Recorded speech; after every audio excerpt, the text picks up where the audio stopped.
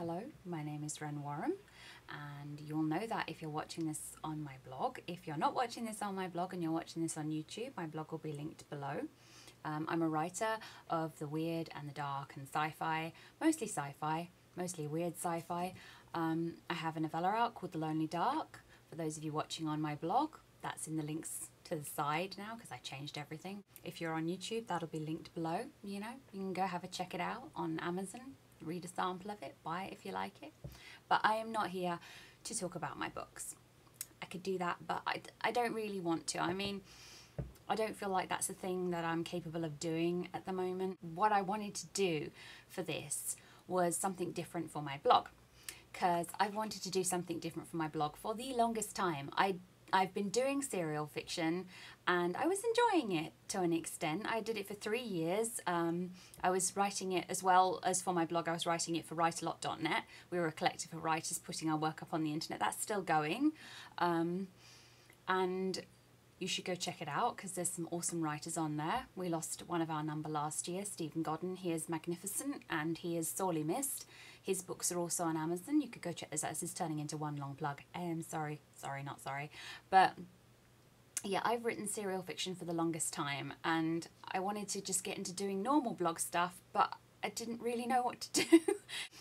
And then I discovered the 2015 reading challenge whilst I was scouring through Pinterest, as one does.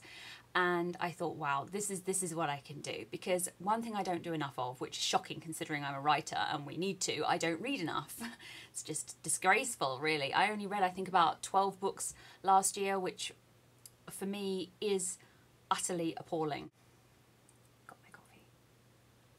I used to read, although I couldn't do it now because this is before I had kids, I used to read 12 books in a week. You know, sometimes I would read 12 books in a few days. I was pretty insane into reading when I was a teenager. I would just get as many books as you could out of the library and devour them all and take them back as soon as they were done, unless it was a Wednesday, which Wednesday is the worst day of the entire week because the library is closed. And I still hate Wednesdays because libraries were closed when I was a child on a Wednesday.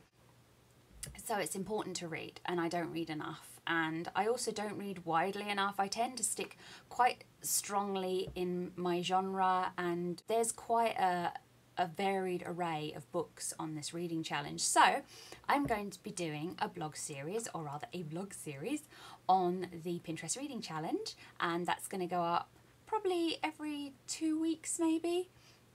It depends on how fast I read the books and get through them. I'm not going to read the whole lot because, oh my god, there's a lot there and I have a lot to do. I'm a mum of 3, single mum of 3, and I have 8 cats, and my life is generally busy and distracting and insane, especially seeing as I want to cram writing into there. I'm not really going to be able to read madly, but I thought doing this would give me a set reason to sit down and read a bloody book, you know, on a regular basis, more regular than I do read, which is important.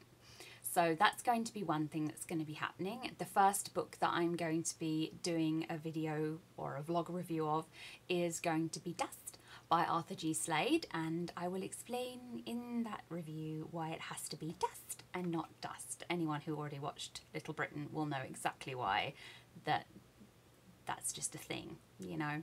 Dust in this house cannot be said seriously. We're all of us, me and my kids, are dust. Anybody know dust? We're just terrible. Secondly, last year on this blog I wrote a fairly long and tortured post about my mental health issues. I wasn't pleased with it. It irritated me, to say the least. I just didn't feel like I expressed myself about it very well. It's difficult to express yourself very well, but in that post I said that I would be doing Mental Health Mondays, possibly, and at the time I didn't carry on doing that because I just didn't feel like I was expressing myself well. So I thought that instead I would just leave it, which, you know, if you can't do something, just leave it. But now I've come up with a way that I think I can approach it. And what I'm going to be doing is taking it down into lots of different little subjects, mostly involving how I live with all the interesting little labels that I acquired when I was formally diagnosed, and about the recovery process, because I have been in a process of recovery for about 2.5 to 3 years, and it has been very tough. It's also something that I never expected to happen, so it's taken me quite by surprise to realise, hold on, wait, I'm recovering. Wow, that's a thing, is it? And that doesn't mean becoming 100% brilliantly well, which is probably why I took so long to get to the point where I could actually start recovering, because for a very, very long time I just wanted boom and better. You know, I just wanted to be normal, and it took me a long time to realise that normal is just basically who you are. That's normality. There's no special perfect form of normal.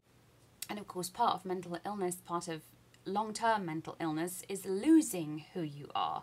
So part of recovery is rediscovering who you should be, which is also very, very difficult. So I'll be covering all of that, and I'll be covering how I live with the various parts of my sort of interesting labels, because they all are actual things.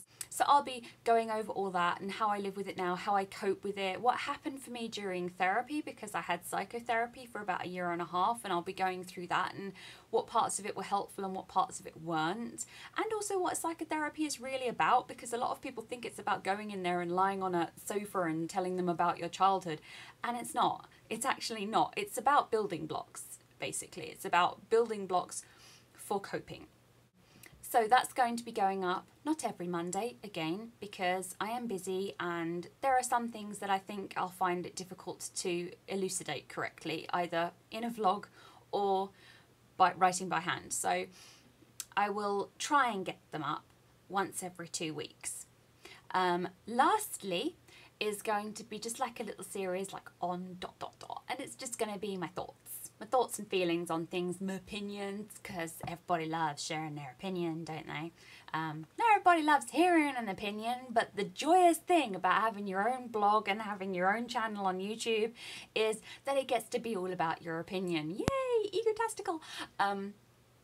So that's another thing that I'll be doing, and it's not going to be on anything specific. It's just going to be on whatever I feel like talking about, and I'm talking about that in this because some parts of that will also be up on YouTube. If I've watched a movie that I feel like I particularly have to get up and do a little coffee vlog about, I won't drink coffee all the way through because I forget. Nom.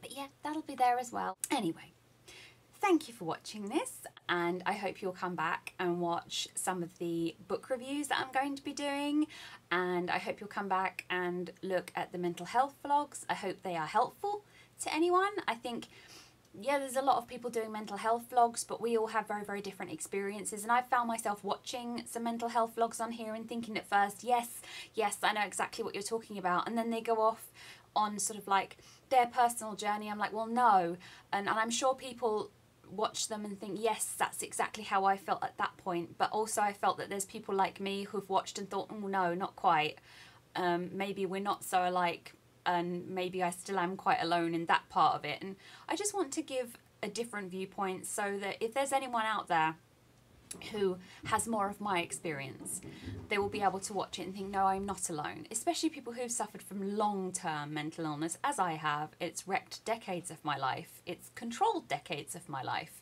I'm actually 39 this year. Not 39 yet. My daughter would tell me off for saying that I'm 39 already, because I have a habit of doing that. I have a habit like it's January. Oh, I'm already a year older. Not really. I've only been 38 for 6 months.